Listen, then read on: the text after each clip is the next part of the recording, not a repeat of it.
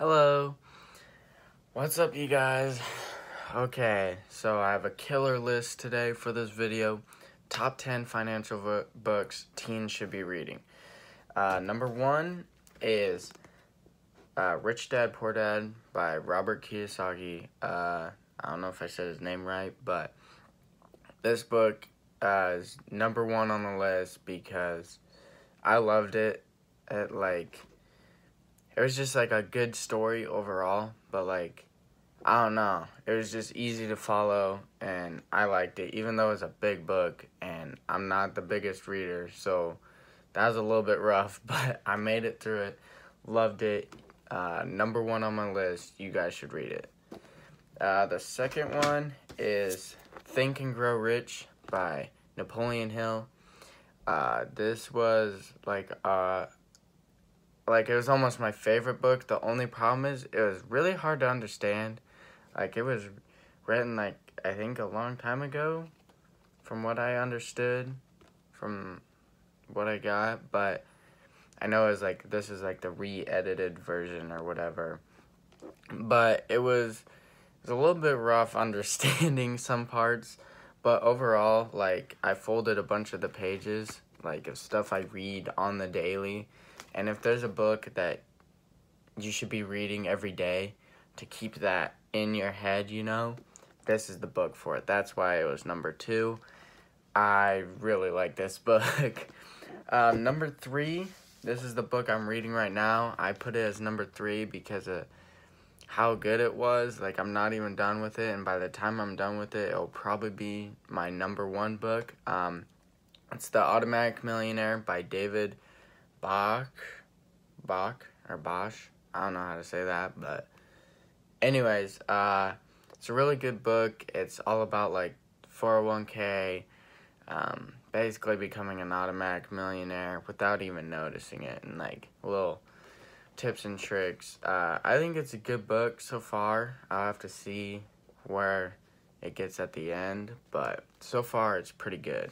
And you can, this is a good book to have, thinking you're pre-18 wise, for just knowing, having a plan for where your money's gonna go before you even start getting the money.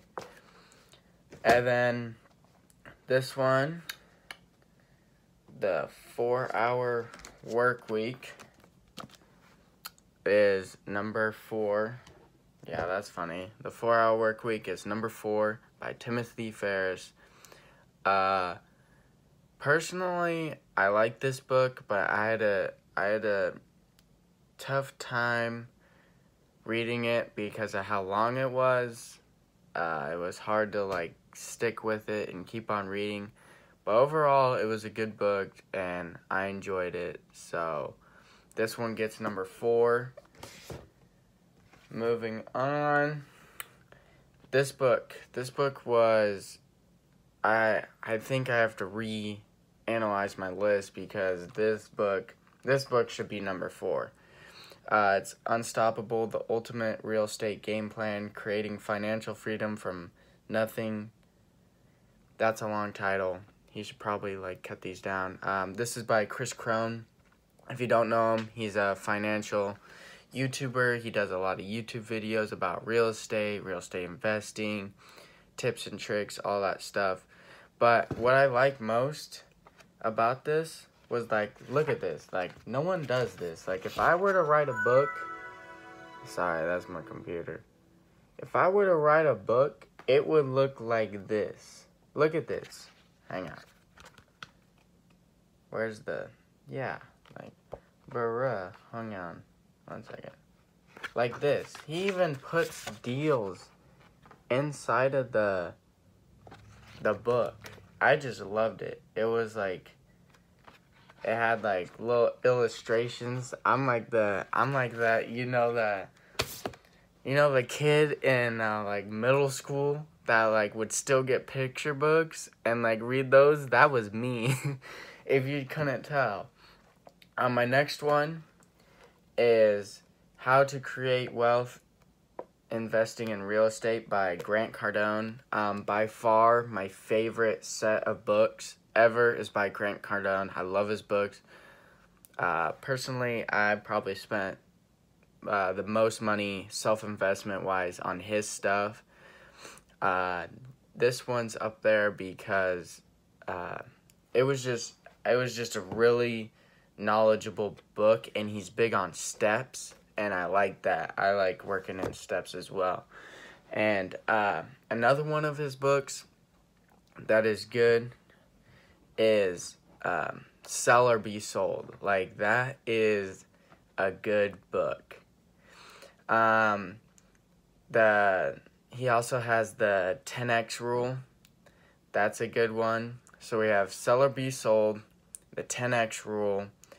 Another thing I would suggest, it's not a book, but I would suggest getting the Wealth Creation Formula by Grant Cardone. It is like the best thing ever. Not messing around. Like, that is straight financial knowledge, basics. Like, if you could simplify it down to 100%, the most basic it could go to, that's what he did. And it's this simple little cycle wheel, and you just keep on repeating it. And, like, it's so simple that I follow it. Like, I'm gonna be following that. That's incorporated into my plan. But, like, he even had, like, little videos on each step that kind of explained how it all formulated together and how each step was separate on its own. I would highly suggest doing that. And last but not least, you know, I'm all about those picture books. So I got the Rich Dad, Poor Dad for teens because I knew there was going to be pictures in there. So I opened this book up just to, like, see what was going on. Hang on one second. And this is I just opened to a random page. I gotta find it, though.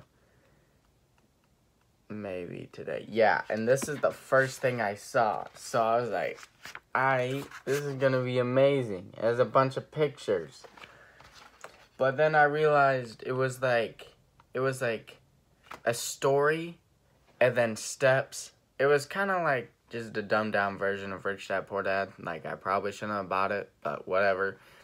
It had the steps. It went from the steps, and then it would give like a story. No, it went story, then the steps, then it would show like a little picture illustration, and then it would do like a little like quiz thing to make sure like you got like what needed to be, like, make sure that you're paying attention basically, and like actually reading. And then after that, it would give like a little review, and then you'd move on to the next chapter. Anyways, that's my 10 favorite books that I think teens should be reading, just to get that in your head and like really think about what other people's stories. Like, we have like the whole world at our fingertips. We can go on YouTube and watch anyone, and then we can go buy a bunch of financial books that cover like hundreds of years of experience from different people and pick their minds without even having to pay $1,000+ to be mentored by them. Anyways, I hope you enjoyed this video. Like, comment, and subscribe. And make sure to like this video if you liked it. Comment down below if you have any questions or concerns. And subscribe if you want more. See ya.